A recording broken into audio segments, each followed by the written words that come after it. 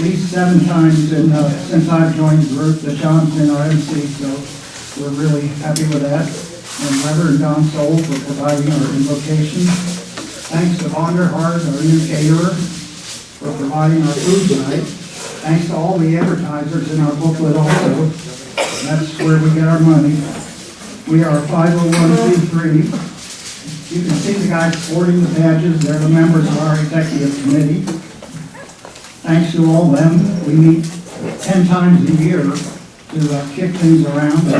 I think it's resulted in one of the best programs we have put together in my recollection. So congratulations to the honorees, Carl Bouldin, Tony Pike, Carl Kremer, and Joe Walter. When you look through the program, you'll realize what a rich sports heritage we have in Greater Cincinnati, Hamilton County. We honor 16 different categories, which makes us different from anyone else. 16 different sports and administrative categories. I've been lucky to receive some honors, but I think that we as athletes must remember that any talent we have is God-given, and the honors we get are because we're associated with great teammates, sponsors, with deep pockets. I know as a softball player, I appreciate getting everything paid for a lifetime. It was nice. And I've served 22 years on our executive committee and 13 years as the president, and I'm one of the newer guys. So it's been a rewarding job. And I think, again, that tonight's program will be one of the best, and you'll really enjoy it. So I'd like to recognize my wife, Doris, of 52 years. Would you please hold your hand up or something? Oh, you're over there selling tickets. That's just for putting up a big playing 150 games a year and bowling 57 straight years up to 5 weeks a week. So thank you for that. So I'd like to wish everybody a happy Mother's Day in the audience, and I hope you enjoy the program. I'll turn it over now to our MC, John Popovich. Thank you very much.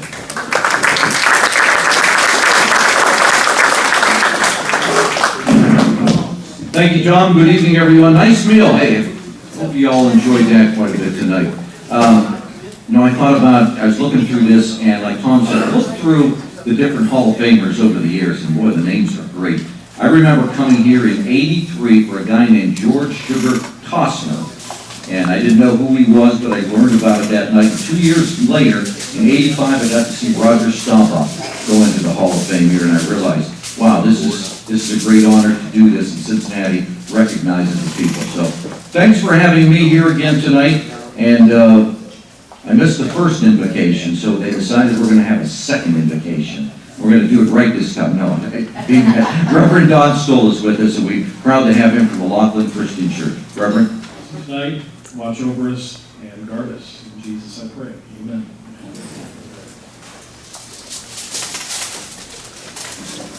There's a lot of Hall of Fames in this town. About every high school has its own athletic Hall of Fame. We have softball Hall of Fame, bowling Hall of Fame, Rosa has its sports Hall of Fame. But this one is one of the most interesting because this is grassroots Cincinnati. And it doesn't specify you had to be a football player or a basketball player. You had to be an athlete or an official or coach, and you had to contribute something, and you came from Greater Cincinnati. And so I think this is very special. And the 4 guys tonight going in, I'm really proud to say that I've had a chance to deal with all of them over the last 40 years, and they couldn't have picked a better class. So let's get us started, and first of all, Jim Carr has some special recognitions. Jim, come on up here. Good evening. I'd like to recognize a few of your dignitaries with us. For inductees, Tony Taylor on stage was 22002. Willie Dean, 2018. Where's Willie at? Mike Smith, 2017. Mike. Leo Osterday, 2014. There we go. Paul Wagner, 2008. Stand up there, let them see you, big boy. Tay Baker, 2000 Special Award winner. There he is. Tony's girlfriend, Meredith. Where's she at? Tony's mom and dad, Steve and Sharon. Tony's grandparents. Stay here. Right there. Tony's brother, Devin. His sister, Jenna. And his high school coach, Ken Miner. Carl Bouldin's wife, Ann. There she is. Son, Scott, and family. Carl's brother, Dick. There he is, his wife. Following are members of the executive committee. Gentlemen, please stand as your name is called. Hold your applause until all names have been called. Paul Boehm absent. Bob Brown on stage. Dan Brown. Myself, Willie Dean. Willie's out there. Joe Dowd on stage. John Hutt. And Don Lloyd. David Powers. Craig Robinson. And all of my lovely wife Jeannie at the back table, and my daughter Peggy.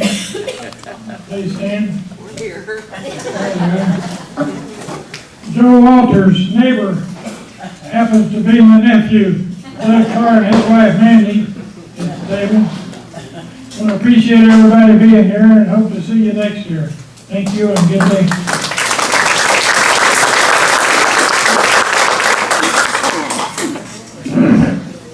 Our first award of the night is the Nostalgia Award. Not that old. To present the Nostalgia Award, I'd like to welcome Bob Brown. Bob?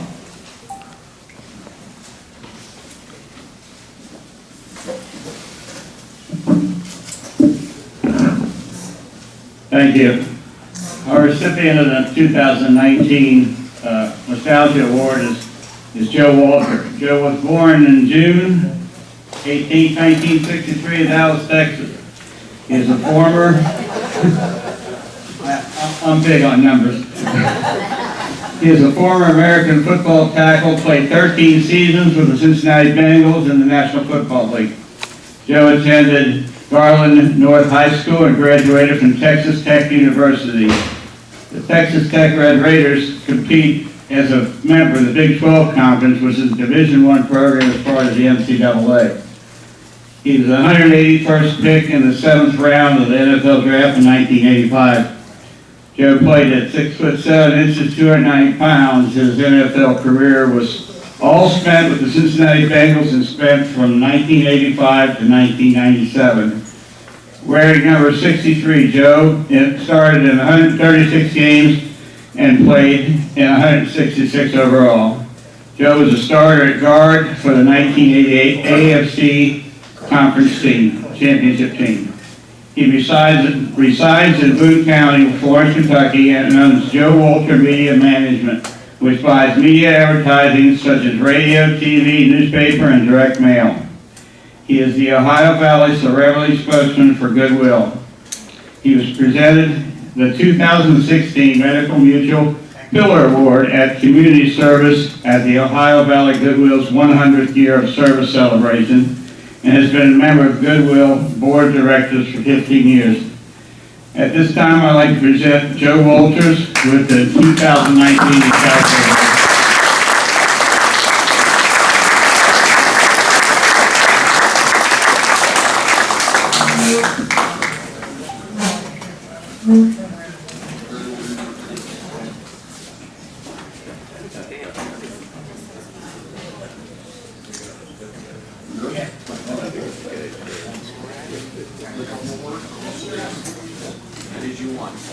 All right. Papa's a midget, that's why this daggone thing is so just so you know, always bring a beer with me up here because that's what I do is drink beer. But thank you very much. I'm truly honored to be a part of the Hall of Fame, being the Nostalgia Award winner tonight. I was shocked when Mr. Carr called me and told me that I was the Nostalgia Award winner because I wasn't sure that I was that old, but now I guess I am. But yeah, I played 13 years for the Bengals. Oh, I got one more thing. Papa, only 7 times they let you come here? That is more than I thought you would get. Papa and I, we love each other. We've had our rounds in the past. You know, being media, be a player, I didn't like the media too much back then, but we knew we had to do it. But I had a great career, had a ton of fun. 13 years, played with some great guys. Number one in my heart is Anthony Munoz. He's probably the best offensive tackle ever. Obviously, he's a Hall of Famer, but really good guy. Boomer. I can't thank the Brown family enough. You know, those guys brought me in the 7th round in '85. I was one of those diamond in the rough guys, was what I was told. And so I worked my tail off, ended up starting in '87, and played the rest of the career until '97.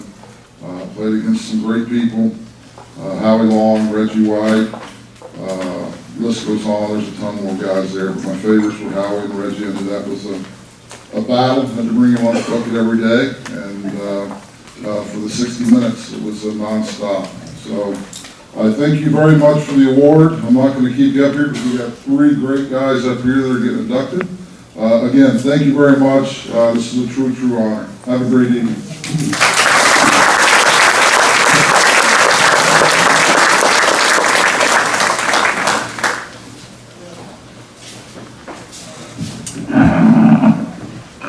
Now I realize why he got the Nostalgia Award. We're all nostalgic for the last time the Bengals won a playoff game. But you know something, I mentioned this when we were doing a draft special. Whenever the Bengals have been good, they had great offensive lines. And Joe Walter was part of that, the second trip to the Super Bowl and the great offensive line that they had worked. And I forgot he was a 7th rounder. So imagine coming from the 7th round and playing that many years in the NFL. Our special award is presented by Joe Down. Joe?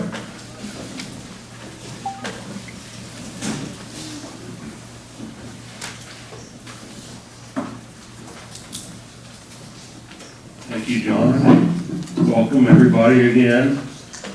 Not to belabor anything, because as people get up here, the microphone in front of them tend to want to talk a little more than normal. Gravity is the soul of wit, I've been told. I have the honor to present Carl Kremer, principal of Moeller High School, which is a notable event in and of itself, notable title. He's also a tremendous basketball coach. I could go on and on and on here. 2 consecutive state championships in the big school. That says enough. But he has 3 others prior to that. His overall record is incredible. 29 years, 575 wins, and 157 losses. I got to admit, I'm a St. X graduate, and it begs me to admit that they've won the GCL tournament so many times in the last 24 years, 22 out of the last 26 years. It's incredible. Without further ado, I present Carl Kremer.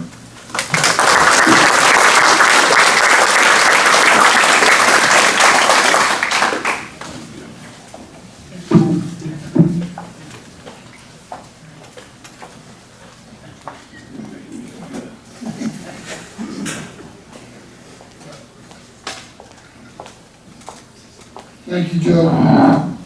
I'm going to take your advice on brevity, but it is an honor, and I really want to thank everyone involved with Hamilton County Hall of Fame, particularly Jim Carr and Tom Taylor, who I worked with. This is a busy time of year for someone in my job, and I know I wasn't great getting back to you guys, and I appreciate you getting me in here and doing all that. I want to congrats to the 2 inductees tonight, and congrats to Joe on the award. Again, I just think it's a special thing, and appreciate what you guys have done for Cincinnati. We've been blessed at Moeller High School in a lot of different ways, and certainly sports is one of those. Sometimes that's all people see, but I know in our basketball program, we've really been blessed, and I've been blessed to to coach there. So when you get awards like this, the reality is, and I know you all know this, it's really other people that set you up and put you in a place for those awards. So if I could just indulge for a moment, I want to recognize my wife, Johanna. First and foremost, she's right here, hon, please raise your hand. All the time. My son Joe, my daughter Jackie, we have adult children now that they could not be here tonight, but they're the ones that really sacrifice for really everyone who's involved in sports, and want her to know how much I appreciate her willingness to let us do what we do in terms of coaching. The other group of people that, unfortunately, in all the success we've had in Moeller, I tend to get a lot of the accolades for that. And now, when times go bad, I tend to get the blame too. That's part of being the head coach. But we tend to get those accolades, and the reality is, particularly at our school, we have so many guys involved that I really think I coach with the best group of coaches in America. And if you know many high school coaches, I think they would tell you the same thing. Two of my best friends who coach with me are here tonight, but they really represent a group of about 14 guys through our freshmen, through our varsity staff. So Fred Hesse, would you stand please? And Josh Chabot, two of my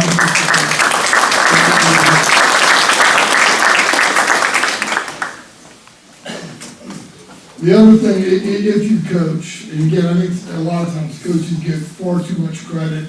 You know, I've been blessed over 35 years of coaching to coach so many incredible kids. And winning championships is really great, but I'm gonna tell you the reality is I watch these kids go on with their lives and see what they're doing in their business lives and doing as fathers and becoming leaders in this community.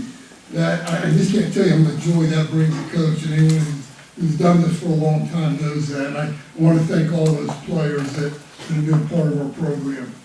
I'm thankful that I get to be a part of a really special school that stands for something really important, that has meaning and character behind what we do. And coaching and teaching and being a principal at Moeller, I get to be in that situation. I'm thankful for that. And finally, I'm not a native of Cincinnati. I grew up in Troy, Ohio, but I've been here since 1984. And I would tell you, I feel like I'm a Cincinnatian through and through. I watched the Super Bowl days, Joey. You know, this is my home. And what I think is really great about this city is what you see in here tonight. People being here supporting something like that. I'm not sure you get that everywhere else. So really thankful to be a part of Cincinnati. So honored by this award, and I thank you for having me. Good night.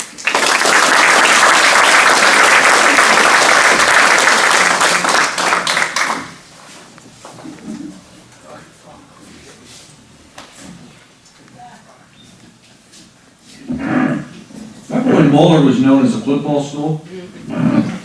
Now they're a great basketball school and a great baseball school. They're just great all around what they get done.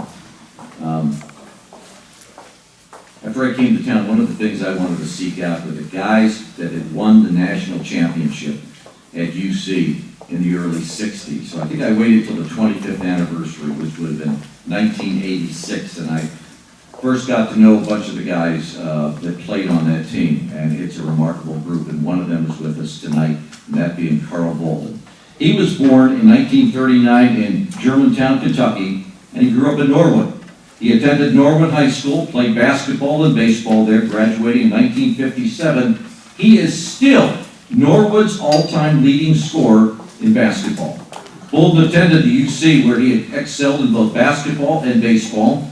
In basketball, as a sophomore, in 1958-59, he helped the Bearcats to a 26-4 record and a Missouri Valley Conference title, and a third-place finish in the NCAA.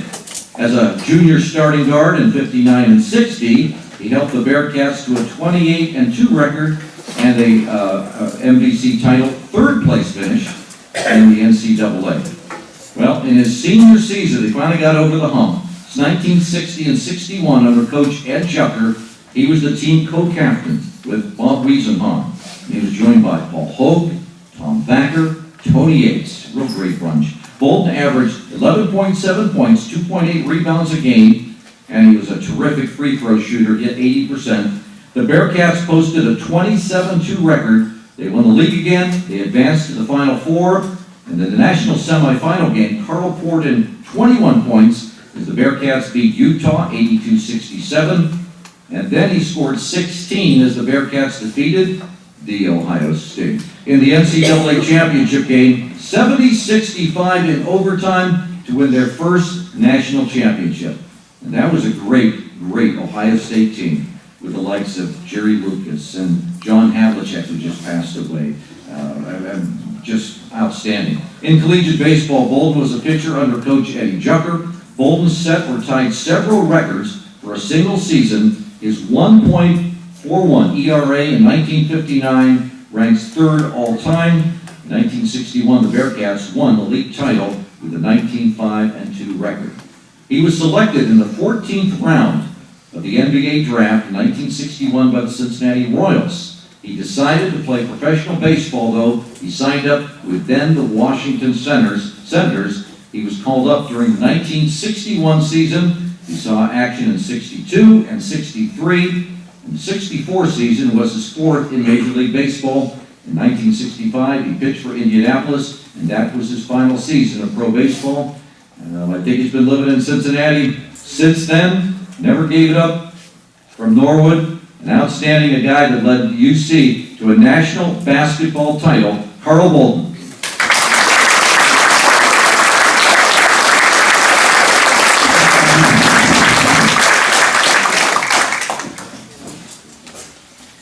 So that's been a long time ago. And as important as it was to me growing up, I was done with basketball at 21, and I was done with baseball at 26. So, like I say, a lot of water under the bridge. My dad was instrumental in getting me into sports, and he put a bowl up when I was 2 years old with a bell on it. Oh my God, he's going to talk from the time he was 2. No, I'm going to be funny on that. But then he put a bowl up for all of us when I was about 10, and we wore that bowl out. Brothers and sisters, we had 6 people in our family, 6 kids in our family, and we played a lot of basketball out there. So when I was playing baseball at UC, we were playing in the Missouri Valley Conference Championship. Chuck was the coach, and we were leading 2-1 to give up a triple to a guy on the first pitch in the 9th inning. And Hep Cronin was playing third, and Hep and I had a signal that if we got anybody on third base and he thought we could take him off, he'd just touch his cap. Well, I threw a knuckleball that my dad had taught me, knuckle curve, which is flip and ball, I had a good spin. And so I take my hesitation, and I got the knuckleball fixed, and Hep touches his hat. And so I did my move and threw it over there and threw a curve. And he reached out and pulled right on the runner, and he tags him out, so we got out of that inning. So that was lucky. I mean, it would have been embarrassing if he had missed my curveball. Coaches have a lot to do with how people evolve and how kids grow up and whether they have confidence, whether they don't. But there was one incident that happened to me in basketball that I have to pass on that has to do with confidence. And Will did the radio guy for Ohio State back in 1961 realized he was on the radio talking about the game tonight, Ohio State against UC. This is for the championship in 1961. And my roommate for 4 years had been Bob Wiesenheim. And Weezy was getting dressed. I still see there was a radio on the wall. And the guy is saying, so we see a pretty even matchup here with Bouldin, Siegfried, Yates, and even Hogan, Lucas. But the big difference we see is UC's hatchet man, the big bear, Bob Wiesenheim, against the great Honda. And Weezy was bending over, pulling his pants up. We had to dress in the hotel because we didn't have lockers at this arena. And blood just ran right up his face. And if you knew him, he was a psycho player. And man, I think that had more to do with beating Ohio State than anything else we did. And we had a great game plan. We were going to guard their guards up high and make them start their offense higher. And that all worked. But Weezy just wouldn't let Hondo have the ball. He scored 5 points in that game. But anyway, that's one of my best stories you see. There were a few other stories that playing baseball, there were several people that came up and tapped me on the shoulder when I was up there during the first year. Jim Bunning was one, and then Jim ended up living on our street, Fairway Crossing over in Fort Thomas, and just passed away 2 years ago. But Whitey Herzog came up, tapped me on the shoulder, and Roger Maris did.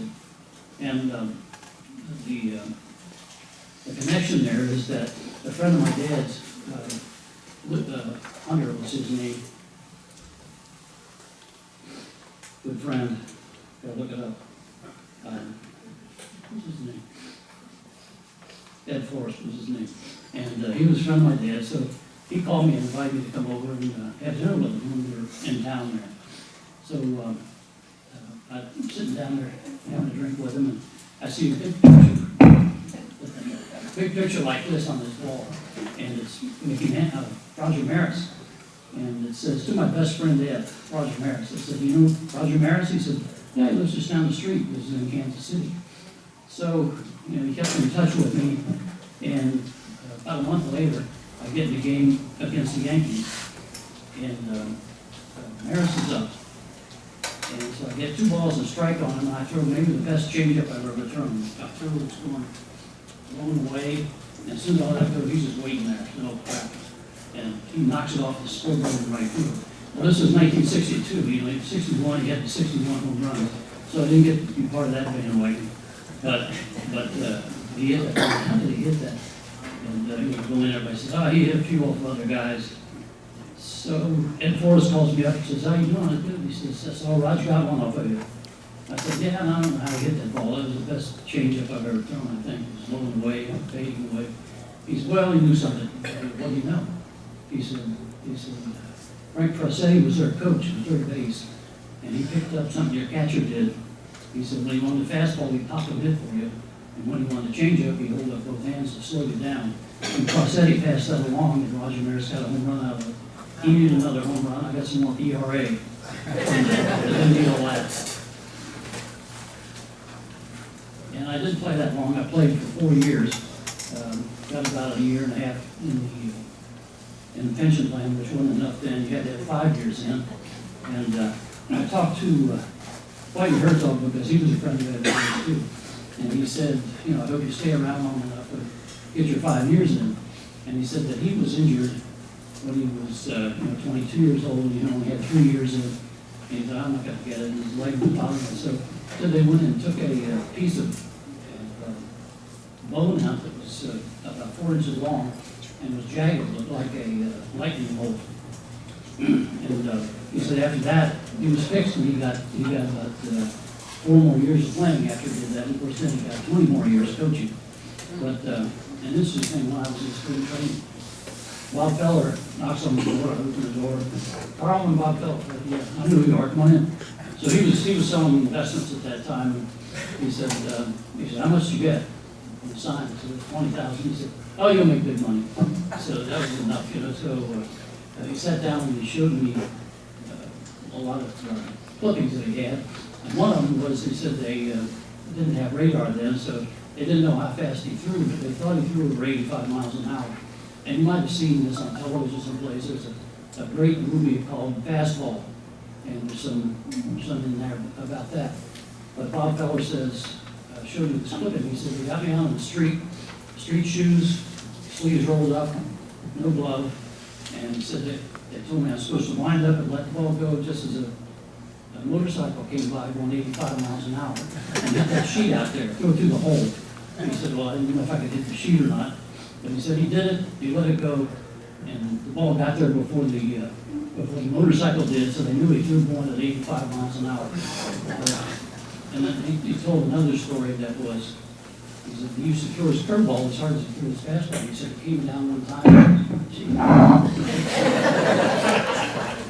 And he said he just heard the elbow pop, and he said he could hear it through the whole stadium. And so he went to see all these professionals at Mayo Clinic and everything else, and nobody could help him. But somebody said, "You need to go down and see this guy in Tennessee." "Oh, yeah?" He says, "Yeah, Bonesetter Reese was his name." And so we went down to see this guy, and he says, what's your, and he hadn't heard of Popovich, so he wasn't afraid, you know, what he was gonna do. So he said, put your arm up here, and he said, just hit it as hard as he could. And he said, it popped again like it did the first time. He said, we had some calcium buildup in there, I just wanted to break it loose, so don't throw it again for 2 or 3 days. And after that, he got another 5 years of playing, and threw as hard as he ever did. So, anyway, good experiences, lucky to have been where I was. Good days at UC in baseball and basketball, and now I'm watching the kids grow up and do all the same things. So, thank you all for coming. It's been a fun evening, and thanks again.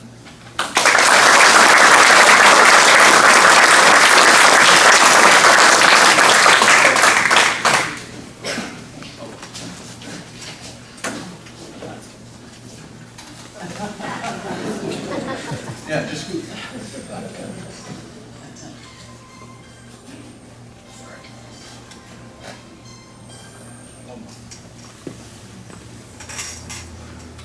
Good.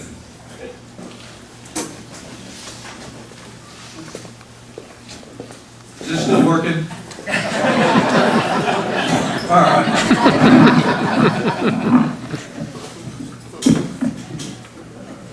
You know, Carl had a big hand in taking UC basketball to another level and recognition in the country.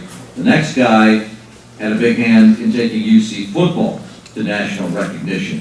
Today we're going to welcome Tony Pike, who was born in 1986, attended Reading High School, where he was named the Cincinnati Division II and III Player of the Year as a senior in football, earning first-team All-State honors.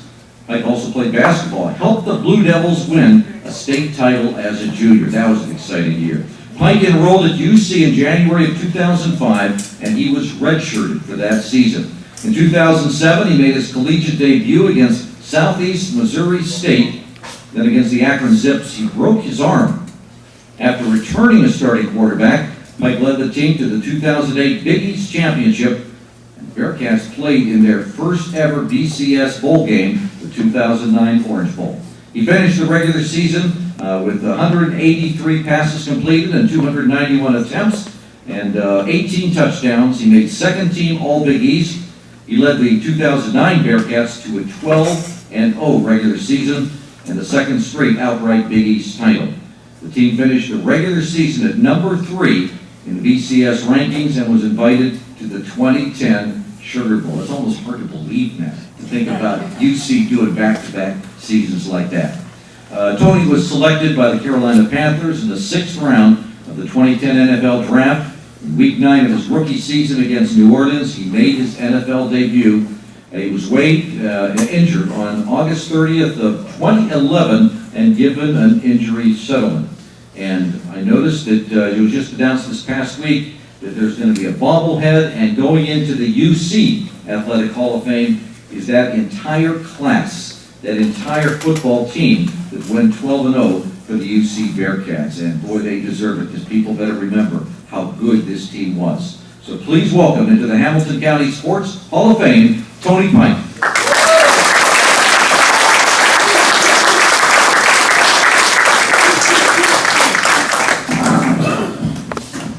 Thank you to Jim and Tom, obviously Pop. When I got the call for this award, it was very easy to accept, and I started to research all the names that have gone in before, and seeing these three up here tonight, I still pinch myself and wonder how I'm in the same category and accepted in with guys like you. So congratulations to all three of you. I went back and forth. I was lucky enough a couple years ago to be inducted into the Reading Athletic Hall of Fame. I was inducted with my dad. So I didn't know whether to write a speech or not. He wrote a speech that night. They ended up running out of tape. He took about 45 minutes. Used every piece of my speech, motivational stuff, everything. So I'm going to wing most of this. A lot of people, to be in a situation like this, you have to have the right environment around you. Not only with teammates, but family and friends. And a lot of people that win awards and they're given honors say it. I truly feel like my family and my friends is a big reason why I'm here today and where I'm at. I don't want to make them all stand up. It's just basically this whole side of the room that's here tonight. Not all of them could make it, but a lot could. I'm lucky enough now, I share my life. Amazing girlfriend Meredith, who you saw stand up earlier. I have three amazing siblings. One's not able to make it tonight, Doug. We were with him last night. He just got engaged, so we had an engagement party last night. My youngest brother, Devin, in the back, just finished up at Wake Forest University, where he played football, graduated from Wake Forest. And I tell a lot of people about Devin, one of the most self-driven and self-made athletes I've ever seen. Worked his butt off to get where he's at. Obviously, a lot of success coming for him. My youngest sister, Jenna, she's a junior at Seton High School playing volleyball. I think she doesn't get mentioned in any of these speeches, so I want to make sure. Jenna is, I think 15 or 16 when Mom and Dad sat me down and said, hey, we got some news. Like, oh, what's this going to be? Oh, you're going to have a sister. 15 or 16 at the time. You had to be careful when I would take Jen out in public, because I would get the looks like I'm the 15-year-old dad at the time. So it was a lot of good times, but Jenna has been my sister and someone that's been close to me my whole life. I'm glad for her success. My mom and dad, obviously, 33 years they've been together. Have taught me kind of everything. I knew growing up I was going to, I butt heads with my dad a lot. He was very hard on me. A lot of times I would call grandma, or I'd say I'm leaving and want to move in elsewhere. And, he would always say, it's worth it, one day you'll see. I wish I would have seen it earlier. My dad and I are now best friends. My mom and I are best friends, so I'm lucky. 33 years, they sacrificed everything. I spent the first year of my life in a Kent State dorm room. My dad was on football scholarship at Kent State. I came around, put a stop to all of that. So from the get-go, sacrifice from my parents, sacrifice from everyone in my life. As you know, putting others first, that's kind of what I try to do, what I've been lucky enough to do. I'm not just blessed with great family. I have all my grandparents still here tonight who, my grandpa Gilligan got me started with my love of UC. He was a UC season ticket holder, went to UC. So I remember at the time, to get basketball season tickets, you had to get football season tickets. Football team was not good at that time. So I could go to any games that I wanted, sit wherever I wanted, and really my love for UC grew, from my grandma and grandpa Gilligan. My grandma and grandpa on my other side, I can't tell you the amount of times that I would be out hitting and playing a sport, and Grandpa Pike pitching to me and everything like that. So my grandparents, my aunts and uncles, my Uncle Lou, who's here tonight, my grandpa's brother, probably hour and 20 minutes to get here tonight, drives in from Indiana. Not the first time he's made that drive. He would come to high school games, college games. I would hate it at the time. I would look up at practices, and my dad and grandpa, and I'd see Lou at the practices. I'm like, why do they always come watch me practice? Like, I hate this. And now I appreciate it so much, all the time that they invested into me of, hey, I want to go shoot basketball. Hey, I want to go hit baseball. I want to throw football. I wanted to do everything. And obviously, my Aunt Jenny will tell you I got my basketball shot from her. But everyone that's sitting on this side of the room has had a hand in my success along the way. I'm extremely grateful for everyone on this side of the room. I also, outside of blood family, I have the biggest support staff and family friends that anyone could ask for. They're all here tonight as well, sitting at these tables, whether it was, Pike Nation, they made an RV. They bought a family friend bought an RV to get my family and friends to all the games. So 15, 20 people would pile out of an RV at every away game, and my parents making every trip, and they did the same thing at Wake Forest for my brother Devin. So there's always been that huge support staff, and to all of you, I appreciate that. I appreciate the support along the years, which has now turned into a friendship where I was just out partying and celebrating with these guys last night because they all came to my brother's engagement party, so I'm dragging them out back-to-back nights to be here. And then my football career, I didn't know what I was going to do. I didn't want to play football growing up. I wanted to play baseball and basketball. And I gave it a chance in Little League, and I had a Little League coach by the name of Brian McEwen, who instilled so much about the quarterback position in 1 year. To me, I'm truly grateful for that relationship. My head coach, as you heard earlier, Coach Miner, is in the house tonight. Coach Miner, my sophomore year, we had Deshaun Wynn and Charlie Vample on the team. Deshaun Wynn went on to play for Florida, won a national championship, played in the league for several years. Deshaun was as big as he was at Florida at Reading High School. And you can imagine, he 500-600 yards in a game. And after Deshaun graduated, Coach Meyer decided to take a chance on a 6'6", I think at the time, 120-pound quarterback, and decided to run a shotgun, no-huddle spread offense, which at the time was not seen in high school sports. It wasn't seen at the college level. It obviously made a big impact when I got to UC and Brian Kelly came in with the same offense, but I appreciate Coach Meyer for taking the opportunity and making that chance to run an offense like that fit what I could do. Great friends and that I've created at my time at Reading, which translated to UC, and a lot of people will ask me a lot of times, why'd you choose UC? Well, it's my only offer. Outside of Toledo, it was my only offer. It was like Toledo, I could go play basketball at Findlay, and then UC came in at the last second. It was, and I mentioned this being a blessing. My dad and I, we took a tape to the UC coach, the highlight tape that we had made back then. You had to make the highlight tape, and it's not online like everything is now. We dropped the tape off, and the quarterback coach, Dan Enos, who I obviously later went to UC, so he told me this. He had got the tape and just kind of threw it to the side. It's every dad that's going to come down there, my kid's good, watch his tape. We just happened to be leaving the office at that particular time of that particular day. The offensive line coach at the time, Jeff Ulenag, passed me. We had played Coldwater, and he was recruiting a kid from Coldwater. And Jeff Ulenag went to the quarterback coach and said, if you watch that tape, I saw him live, you need to watch it. Well, so that translates, they actually watched the tape. That's how I ended up at UC, which wasn't if anyone followed the career, wasn't a bright career from the start. I gray-shirted, I red-shirted.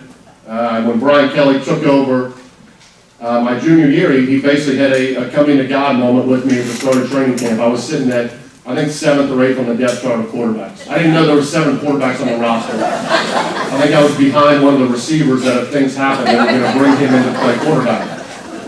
And Brian Kelly came to me, and he was, if you ever watched Brian Kelly on the sidelines, he was brutally honest. And he didn't mind sharing his feelings, whatever that may be, and he looked at me and said, if you don't do something this camp to show that you belong or you can play here, we'll honor your scholarship, but you probably shouldn't continue to play football. And at that time, I remember long talks with my family at Camp Higher Ground in Indiana. All that led to, I broke training camp as number 2 quarterback. So I don't know how I jumped 5 guys. I didn't know there was that many reps. Left training camp as 2. Our starter, good story, went out to Oklahoma my junior year. And my dad and Bob Estep, who's here tonight, and Galileo, Mike Pinson, and Tony Stickney decided they were going to drive out to Oklahoma. I wasn't starting. Didn't have a chance to play in the game, but they decided they were going to drive cross country to Oklahoma. The starting quarterback gets hurt. I go in and play the rest of the game, and that's kind of what started my career. I became the starter. I remember getting interviewed after the game, and Dad had just called off work like he was sick. And all the media in Cincinnati is interviewing me after the game, and Dad's just standing right behind. And then his phone's, oh, I thought you were sick. And Dad's in Oklahoma, but so if you can imagine, you work so long to fulfill a dream, and just a couple weeks later, that dream's taken. I break my arm for the first time. Didn't know how long I'd be out. Originally, I thought I was done for the year. Came back and played with it broken. We go to the Orange Bowl that year. That's all I'll say about the Orange Bowl. Move on to my senior year healthy. We're playing really well. I think we're in the top 10. Going into South Florida to play against Jason Pierre-Paul, George Selby, and these guys. Had done Heisman interviews that week, 3rd or 4th on the Heisman list going into that game. Re-break my arm at that game. So at that point, now I'm thinking not just season's over, career's over. I now have a plate and 10 screws in my arm. What am I going to do? How am I going to come back from this? Again, lean on the family, lean on the friends and that support staff to get through that. Come back again, just put a big cast on it. Take pain medicine, as I'm sure all these guys up here understand. The pain medicine is strong at the time they give it to you. It's stronger when it wears off and you feel it on your body. But get through that season, get to number 3 in the country. Obviously, the Pittsburgh game everyone talks about. We're going into the Hall of Fame this year, which is a great honor. The pass to Armand Benz. Everyone asks me about the game all the time. What I tell everyone about the game is I don't remember the first half. I just know it was cold. We were down 21. I think I threw 3 interceptions in the first half. And this is a game where we're top 5 in the country. If we lose, we're going to the Meineke Car Care Bowl. So we have Pittsburgh, who if they win, they're in the BCS. We go from undefeated top 10 to the Meineke Car Care Bowl. Down 21 points, we come back, win that game on the last second play where the defense, for whatever reason, decided to leave Armand Benz single covered, changed the route, put the ball up. Armand Benz had separated his shoulder earlier in the game, caught the ball, rolled over on his shoulder, obviously sacrificed his body for the game, for the team, and one of the greatest moments in UC football history. But again, it comes with what everyone up here said. It's the group around you. I played with a lot of talented players. I grew up with the best support staff that anyone can have.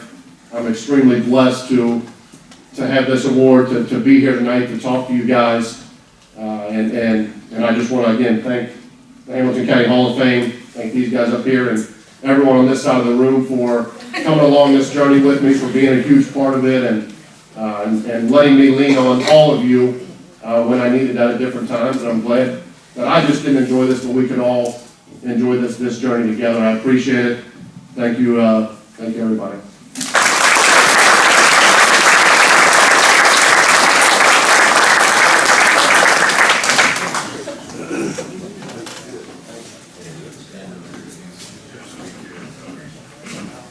Always stick me with these tall guys.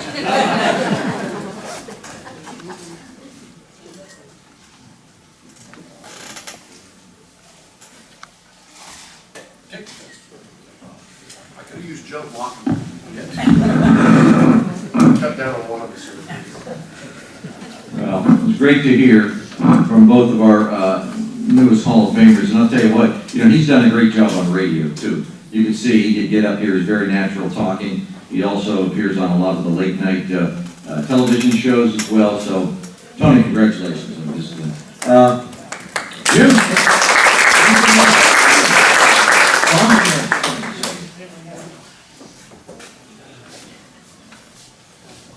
I have something a bit more serious to say in a couple seconds, but all I can say is go Cavaliers. Roger Staubach was our class president, Purcell 1968, Purcell, Xavier, Moeller, GCL, all tough. Now, in more serious things, we lost one of our committee members last year, the longtime mayor of Lockland, Jim Brown. And I would just like to take this opportunity to ask for maybe 15 seconds of silence and remember the mayor.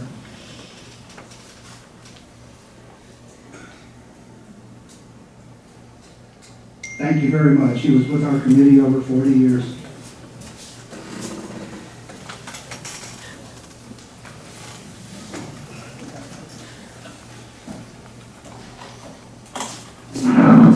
When we are done here, if I could have the 4 inductees come here, and I think everybody likes to get a picture.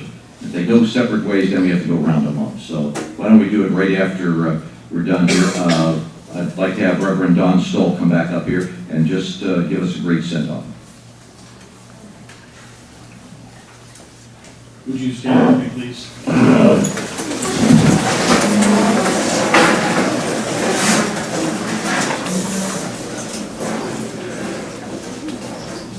And let's pray. Father, we're thankful that you have watched over us this evening as we've been able to witness the honoring of these 4 men. And as we've watched over the years, it's been more than competition. It's been more than a game. It's been about hard work, determination, focus, and the love of what they do. And Father, we ask that we can take those kind of things into our own lives and the things that we do to learn from these men who have faced the public in so many different ways. We thank you for this night. We ask that you watch over us as we go our separate ways. Give us your peace, I pray in Jesus' name. Amen. Amen. Last orders of business. Willie, split the pot.